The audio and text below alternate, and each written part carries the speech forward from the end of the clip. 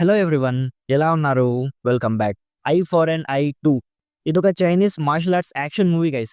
రీసెంట్గా అమెజాన్ ప్రైమ్లో విఆర్ ఓటీటీ సబ్స్క్రిప్షన్తో తెలుగు ఆడియోలో స్ట్రీమ్ అవుతుంది. డబ్బింగ్ అయితే బాగానే చేశారు.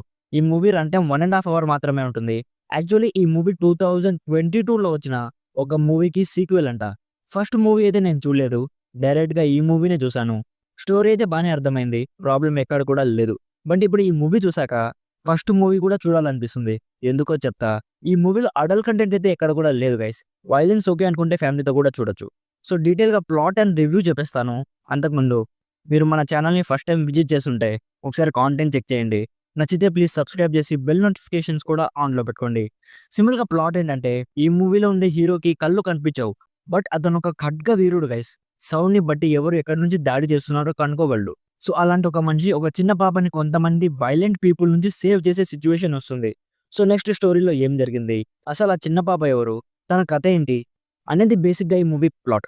నాకైతే నచ్చింది మామ. మూవీ స్టోరీ కొత్తగా ఏం ఉండదు గైస్, రివెంజ్ యాక్షన్ మూవీనే. బట్ యాక్షన్ సీక్వెన్సెస్ మాత్రం చాలా బాగా ఎంటర్టైన్ చేశాయి. ఎక్స్ట్రాడినరీగా కొరియోగ్రాఫ్ చేశారు. ఒక 5 యాక్షన్ బ్లాక్స్ ఉంటాయి, సూపర్గా ఉంటాయి గైస్. నేనైతే మూవీ స్టార్ట్ చేసే ముందు ఇది చైనీస్ మూవీ కదా, ఏం బాగుంటుందిలే అని లో ఎక్స్పెక్టేషన్స్ తోనే స్టార్ట్ చేశా. బట్ యాక్షన్ సీక్వెన్సెస్ మాత్రం నన్ను సర్ప్రైజ్ చేశాయి గైస్. మెయిన్‌గా ఆ బ్లైండ్ ఖడ్గవీరుడు అయితే ఎక్స్ట్రాడినరీ పర్ఫార్మెన్స్ డెలివర్ చేశారు. వామ్మో! ఇలాంటి వాళ్ళు కూడా ఉంటారా అనిపించింది. ఇది మూవీనే బట్ అలా ఫీల్ అయ్యేలా చేసింది. ఇంకా ఆ చిన్న పాప పర్ఫార్మెన్స్ కూడా చాలా బాగుంది. మ్యూజిక్ కానీ, సినిమాటోగ్రఫీ కానీ, ఇంటెన్స్ సీన్స్ కానీ అన్నీ కూడా చాలా బాగున్నాయి గైస్. సో డెఫినెట్లీ స్వాడ్ మార్షల్ ఆర్ట్స్ యాక్షన్ మూవీస్ చూసే ఇంట్రెస్ట్ ఉన్న వాళ్ళు చెక్‌ఔట్ చేయండి. మంచిగా ఎంజాయ్ చేస్తారు. జస్ట్ స్టోరీలో కొత్తదనం ఎక్స్‌పెక్ట్ చేయకూడదు. ఓవరాల్‌గా నా సైడ్ నుంచి recommended 70% as an good action entertainer.